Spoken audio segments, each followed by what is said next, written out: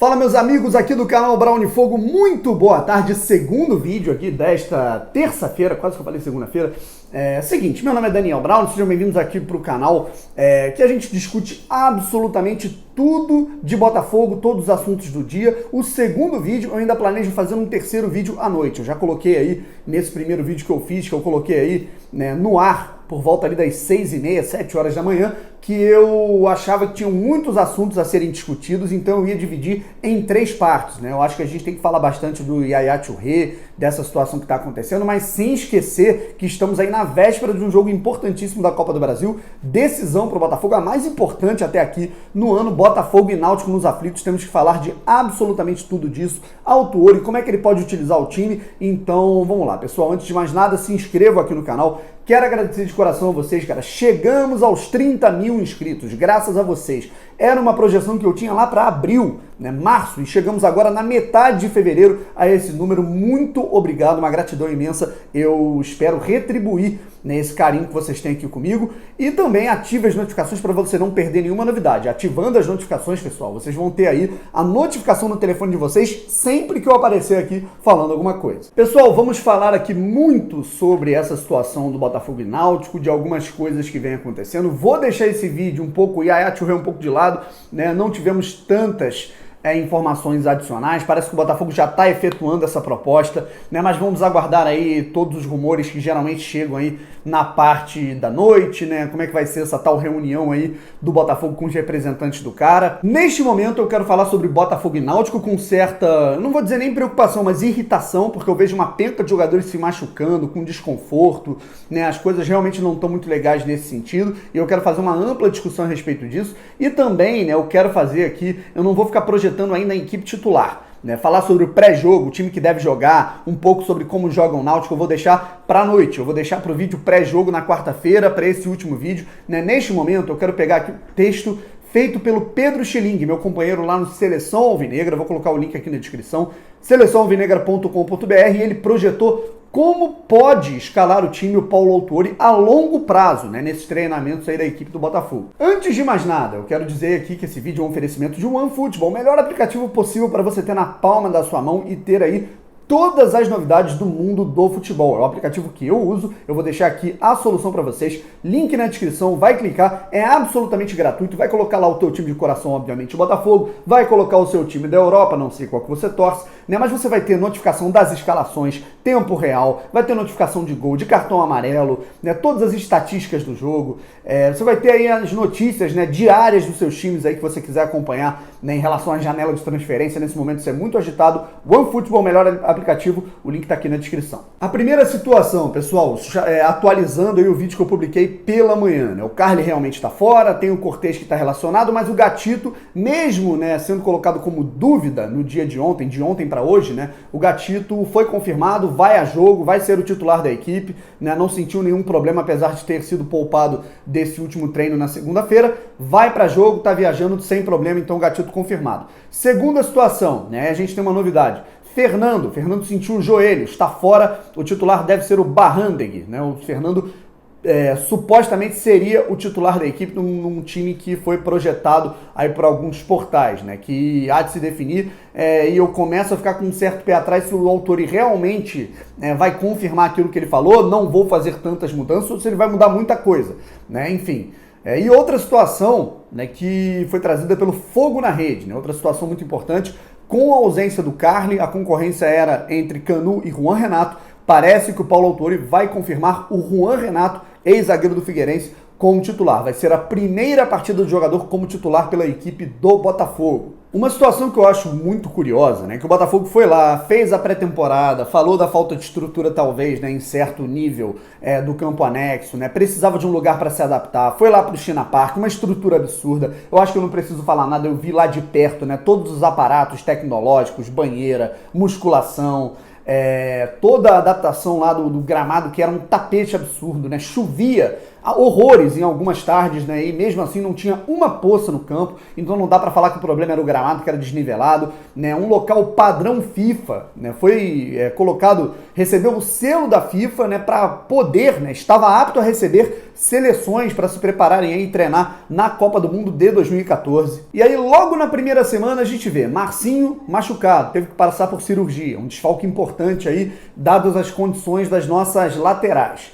Aí depois tivemos aí o Alex Santana com um trauma no pé, não pôde participar dos primeiros jogos. Aí Pedro Raul com desconforto na coxa, Gatito com desconforto, Carlos sentiu o joelho, agora o Fernando, Bruno Nazário outro dia saiu mancando. O que será que acontece no Botafogo? Eu espero que vocês não interpretem isso como uma perseguição, né? Mas há muitas críticas em relação ao que o Alberto Valentim faz, né? Eu acho que em alguns momentos os jogadores eles pedem um certo relaxamento por conta de algumas situações que eles estão sentindo, o treino está muito pegado, né, e o Valentim não escuta absolutamente ninguém, né, isso não os jogadores, não só os jogadores, mas comissão técnica, preparação física, o Valentim ele tem a cabeça dele e ele não escuta ninguém, né, isso daí é realmente uma situação que ela pode ser agravante, na medida em que os jogadores eles realmente acabam ficando desgastados, né? Isso daí é uma informação realmente relevante. Vídeo que aconteceu aí com o Pedro Raul. Pedro Raul já vinha sentindo, aí foi colocado contra o Macaé, contra o Resende, 100%, aí começou a sentir mais. Dúvida contra o Caxias. Colocou o cara contra o Caxias, jogou uns 90 minutos, aí no momento de poupar o cara contra o Fluminense, ele escala o cara 90 minutos de novo. Né? Aí tá aí o resultado, Pedro Raul, muita dúvida aí do Pedro Raul, se ele vai ou não para campo. Eu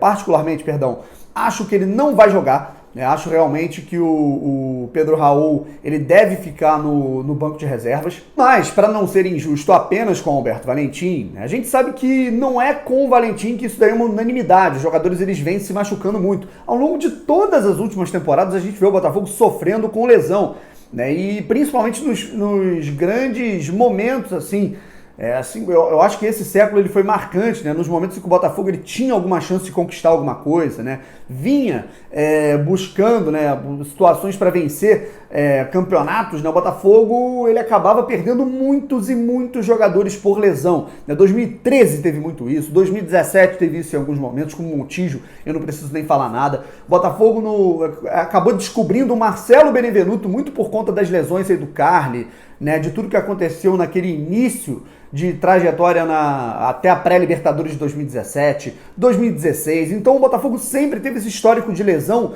né, muito agravante. E a gente já discutiu bastante sobre isso ontem, né, quando a gente falou do Diego Souza, do Leandrinho, coloquei ali o Valência, né, tem o Montijo também, né, que no Botafogo, né, não rendeu porque toda hora se machucava e foi para outro time, foi para o Tigre da Argentina e comeu a bola, né, começou a jogar muito, né, na Universidade do Chile está tendo sequência também, nunca mais teve lesões musculares. Então, o que será que acontece no Botafogo, rapaziada? O pessoal fala, os médicos são fracos, tem que trocar os médicos, né? O DM, ele é muito fraco. Cara, mas aí eu olho, né? Você pesquisa o nome dos médicos do Botafogo, né? Você vê que são médicos renomados, são médicos com currículo, são médicos que se você pesquisar o nome na internet rapidinho, né, você vai achar que são dos melhores consultórios do Rio de Janeiro, da Barra da Tijuca, da Zona Sul, são consultas caras, são caras que são muito procurados, ou seja, renome, não é falta de renome dos médicos do Botafogo. Então o que acontece? Né? Será que é na parte da preparação física? Será que é na parte da fisioterapia? Será que é na parte de fisiologia? Né? Eu não sou nenhum especialista no assunto. Né? Será que é realmente o campo anexo do estádio Newton Santos, né, que já tem uma fama de ser um pouco castigado, né, ser um pouco duro, e realmente isso pode acabar machucando e desgastando, né, tanto os ossos quanto a questão muscular desses jogadores, o próprio Alberto Valentim pegando pesado nos treinos, né? Então é uma situação que o Botafogo ele já tinha que ter resolvido para ontem. Né? O Botafogo ele tem alguns pontos que eles são crônicos há tanto tempo, né? Seja na preparação, na diretoria do Botafogo, né? Seja na questão financeira, né? Na questão do departamento médico, né? Na hora de você não enxergar o que de fato está acontecendo de errado ali, na questão do sócio torcedor, o que está acontecendo que o Botafogo ele não consegue alavancar o sócio há mais ou menos 3 anos e todo mundo há muito tempo já reclama do plano, né, do site, do sistema. Então o Botafogo demora tanto para ver alguns problemas que são absolutamente crônicos do clube, que a gente tem sempre os mesmos problemas, né, cara? É uma coisa impressionante. Agora vamos lá, pessoal, falando aqui a respeito de time. Agora eu quero falar de manejo tático, eu quero falar aqui e refletir sobre um texto do meu amigo Pedro Schilling no Seleção Alvinegra. Lembrando que esse texto ele não tem a ver propriamente com o time que vai entrar hoje. A gente está aqui isentando essas lesões. É um papo, né, sobre como que esse time do autor ele pode ser montado a longo prazo, sobre Botafogo e Náutico, escalações, o time, tudo que eu penso, o time do Náutico, como joga a equipe pernambucana, Tudo isso eu vou falar nos vídeos seguintes. Agora é pra gente falar aqui sobre o time a longo prazo, né? Analisando as peças do Botafogo. Bom, pessoal, estou aqui com o meu notebook em mãos e vamos dar uma lida aqui no texto do Pedro Schilling, né? Ele começa falando, né, que as peças elas são interessantes, mas é necessário dar consistência tática. O Paulo Autuori, ele fala que vai ter muito trabalho depois de um legado que não é muito bom deixado aí pelo Alberto Valentim. Esquema tático, vamos lá. A primeira coisa a ser definida é a distribuição dos atletas em campo, ou seja, o esquema tático. Mesclando as minhas opiniões, né, e as opiniões do Schilling, né, com o que o Autuori já falou em entrevistas recentes, né, enxergo que o melhor desenho para o Botafogo talvez seja o 4-1-4-1. Por quê? Né, o Paulo Autuori, ele falou muito recentemente do 4-4-2, né, mas adaptando a uma certa mudança, né, do que obviamente que vai haver uma subtração, né, do que está sendo feito, né, obviamente que não dá para fazer nada muito radical numa equipe limitada, pegando um trabalho, né, no início da temporada, né, chegando de bombeiro. Você tem que adaptar do 4-2-3-1, que era o esquema do Alberto Valentim, talvez para um esquema com um volante à frente da zaga e uma linha de 4 à frente. Só para constar, para quem não conhece o Schilling, gente, que é um amigo meu, que é nosso parceiro lá no Seleção Alvinegra, eu não reajo tanto a texto dele há um tempinho, né, porque teve uma pausa no Seleção Alvinegra e aí chegou muita gente aqui. O Pedro Schilling é um amigo meu, né, jornalista esportivo, né, especializado nessa parte tática de enxergar o jogo, e é antigo blogueiro aí do ESPN FC, né, o cara que tomava conta do quadro do Botafogo no ESPN FC, as crônicas pós-jogo. Então vamos lá, né, ele escala, vou colocar aqui a imagem para vocês, né, ele projeta um 4-1-4-1, né, com os seguintes jogadores, né, mesclando obviamente as opiniões dele e as opiniões, aquilo que ele pensa num contexto Autuori.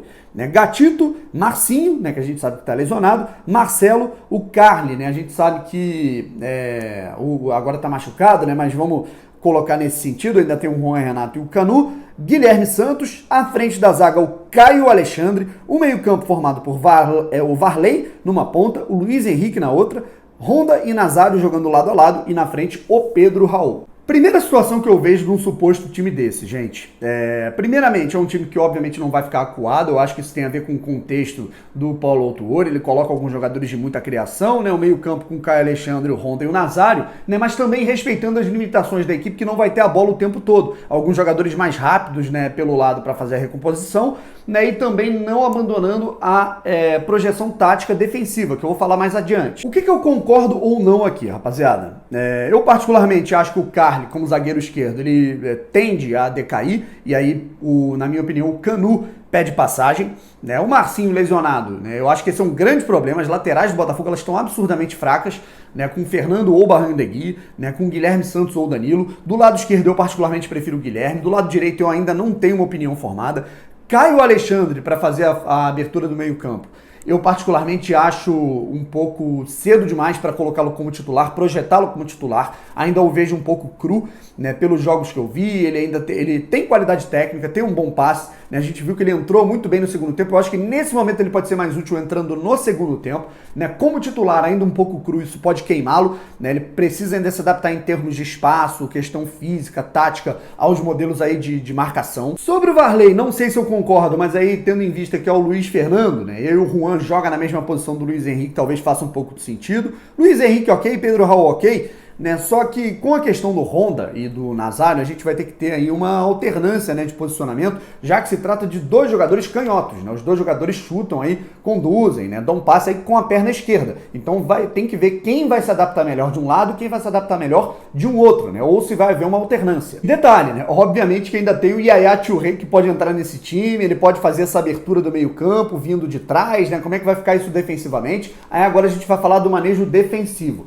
Sem a bola, o Schilling coloca, vou colocar aqui na tela, um 4-4-2, a linha de zaga normal, fechando, né, a segunda linha de meio campo, a segunda linha defensiva. O Varley, o Nazário, o Caio Alexandre e o Luiz Henrique. E um pouco mais soltos, vamos dizer assim, o Honda e o Pedro Raul mais à frente, né, flutuando nessa linha e mordendo no primeiro momento. Eu particularmente até concordo com essa linha de 4-4-2, mas com essas linhas, né, perdão, mas eu não sei se seria uma boa ideia colocar o Nazário na segunda linha, né? Porque o Nazário, ao longo desses últimos jogos, a gente viu que ele é utilizado mordendo, e ele morde até legal, ele vai bem no primeiro combate, né, combatendo ali o primeiro volante, o zagueiro, ele roubou algumas bolas nos jogos do Campeonato Carioca e no momento em que a equipe adversária ela chega próximo ali do sistema defensivo do Botafogo, o Nazário sobra junto com o Pedro Raul, né? Então eu acho que talvez o Honda tenha que se desdobrar, tendo em vista que ele está bem fisicamente, já tem uma preparação física própria dele, né? Eu acho que pode acontecer isso sim. O Chiling também destina um parágrafo aqui, o penúltimo parágrafo é o seguinte: vai deixar o Cortez no banco? Você é doido, né? E aí ele explica aqui: alguns também me contestaram por não utilizar o Cortez. Tenho dois motivos bem fortes para isso, como extremo, ele fala. O primeiro é uma questão simples: precisamos ter elenco, possuir banco, jogadores com qualidade para mudar a partida ao entrar. Eu concordo plenamente com esse trecho. Não estamos acostumados a isso, é verdade, mas não precisamos quebrar a cabeça para encaixar todos de uma vez, até porque os caras têm que mostrar serviço, cara. O Cortez, na minha opinião, ele vai ter que ralar para entrar nesse time titular, até pelo histórico dele. O segundo fator é a necessidade tática, né? Ele enxerga que o Cortez talvez não tenha uma boa recomposição jogando como extremo. Ele pode apoiar, né? Quando o time tem a bola, ele pode cair pelos lados, né? Mas quando o time tá sem a bola, eu particularmente, pelo pouco que eu vi do Cortez, não me parece um jogador muito intenso na hora de marcar, né? E ainda por cima, né, se tratando de laterais onde você ainda já tem uma certa limitação. Inclusive, ele fala da qualidade desses jogadores, do Nazário, do Cortez e do Honda. Você utilizar esses jogadores para fazer a extrema, ficar indo e voltando o tempo todo, aqui no Brasil tem muito disso, é uma crítica do Autuori, pode limitar as boas características desses caras. E por último, né, ele detalha aqui, colocou um comentário aqui adicional, um parágrafo adicional falando sobre Yaya Touré, que pode ser um substituto interessante pro João Paulo, é óbvio, né, cara? O João Paulo, que pra mim era o motor desse time, o Botafogo tá sentindo muita falta do João Paulo no meio-campo, na criação, tanto quanto o João Paulo também na marcação, na linha de defesa, né, na segunda linha. Então eu acho que o Yaya Touré cairia como uma luva, não tenha dúvida disso, ele estando bem fisicamente. Pessoal, fim de vídeo, vamos ficando por aqui. Se inscreva no canal, ative as notificações para não perder nenhuma novidade. Deixe o seu pitaco aqui sobre o que você achou e quer ler o texto na íntegra, tá aqui, seleçãoalvinegra.com.br, o link vai estar aqui na descrição. Um forte abraço, até a próxima. Valeu!